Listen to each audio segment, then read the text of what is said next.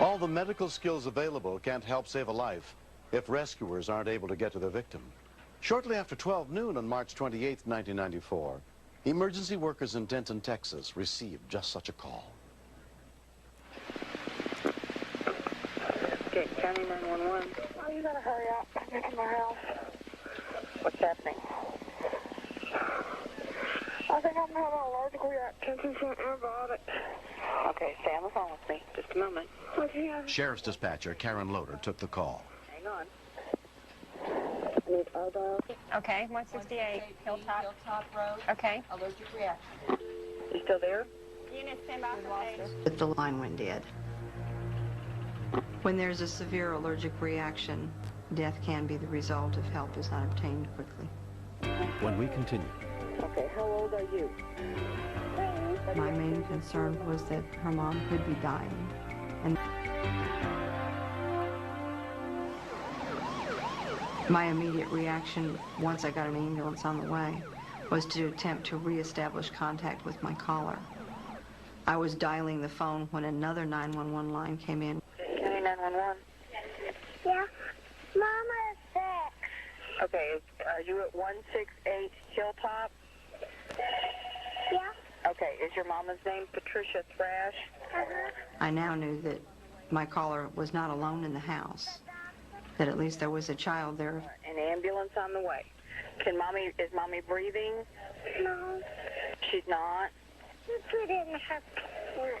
Huh? You put it in her pants. Okay, how old are you? 3. 3? Are you there by yourself? Yeah. There's nobody else there, just you and Mom? My main concern for this child was that her mom could be dying and that she would be alone in the house, because with an allergic reaction, you don't have a whole lot of time. Dad too. Okay, where is he? He's at work. Okay. What's his name? Mike. Mike Thrash? Yeah. Do you know where he works? He works at his church. At his church? Is he a preacher? No. He's a dad. He's a dad? We have a 3-year-old child on the phone. The mother is not breathing. Sheriff's deputy Andy Formicello was on patrol when the call came in. The area where I was dispatched to is semi-rural. The numbers on mailboxes are supposed to run in a specific order, but often they do not. Numbers have been changed, or they just have not put the number on the box at all. So we have a great deal of trouble finding locations out there. What's your name? My mom calls me Allie. Allie? Where is Mommy? What, she's sleeping? Huh? She's in here sleeping on her pillow. Okay, is she in bed? No, she's sleeping on the floor like a little pig. When she described the breathing as Mama was laying there like a little pig, I had to go on the assumption that her breathing was very labored, and I felt my own heart jump.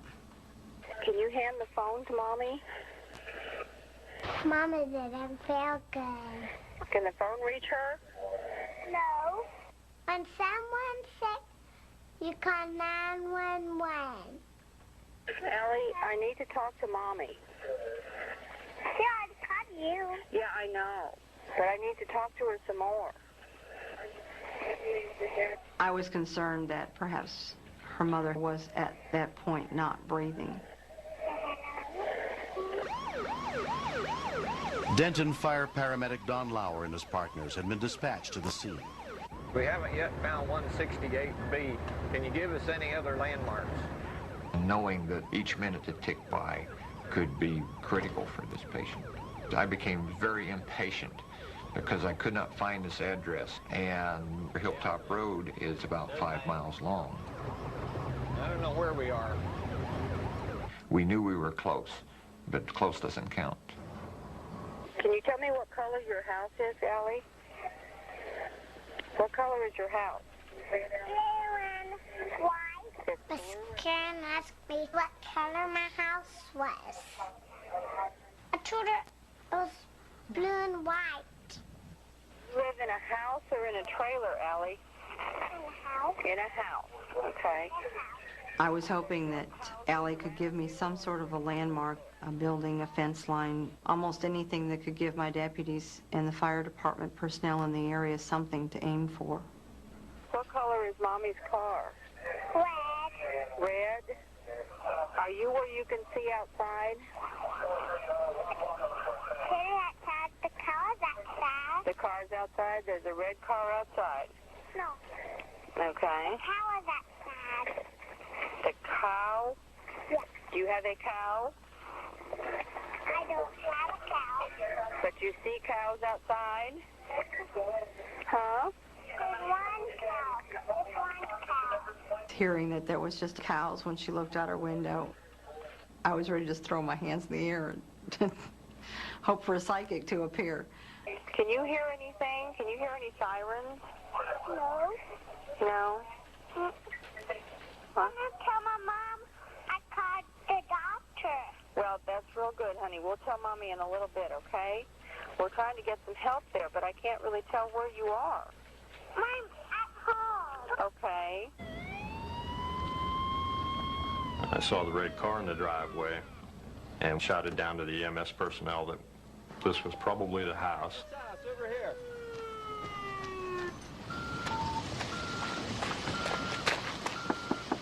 Sheriff's Department.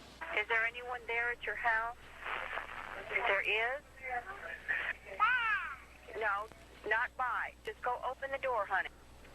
Okay, bye. She's coming. She's coming. It's there. I'm on the set. Wake up. Wake up. Wake up these officers.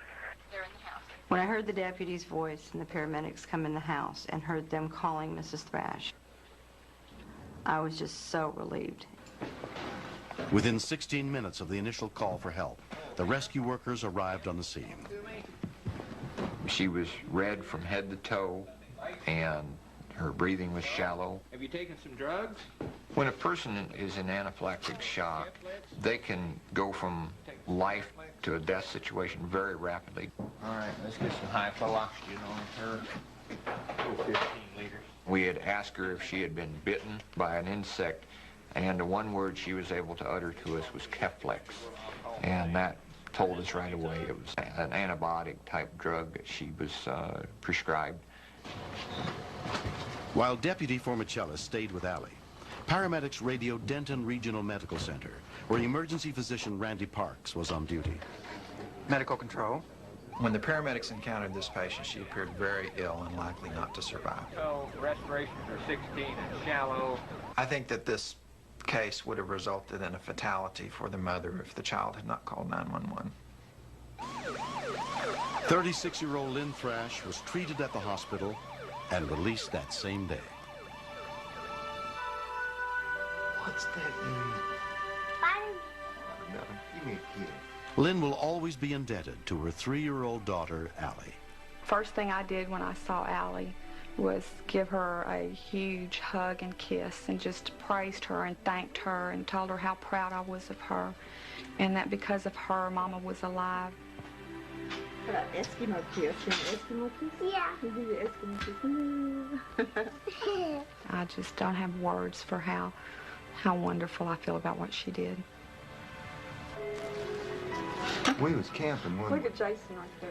My mom is so proud of me. That's fine. Mama said, thank you for saving my life. Where's your Bernie? I love my mommy and I'm glad she's okay. What? Oh, no, what do I do? Let's get my Bernie. Your turn. Lynn's husband, Mike, is also very grateful. I just want to thank all the people that helped to find my house, the officers that were there, the ambulance people that was there, and of course the 911 operator. She was great. No, this way. I couldn't believe she kept Allie on the phone for over 20 minutes, but it worked out for the best. The reason the rescue workers had so much trouble finding the Thrash family's house was that it had a different address on it. Everyone needs to be aware of the fact that their home and their mailbox need to be numbered, their name needs to be on their mailbox, the number needs to be on the house. 1, 2, 3, go under. All right, buddy, give me up. She did something that was just really great, something that you really don't expect out of a 3-year-old. Are you gonna hold your breath? I'm about the proudest dad in the whole world of a little girl that I love very much.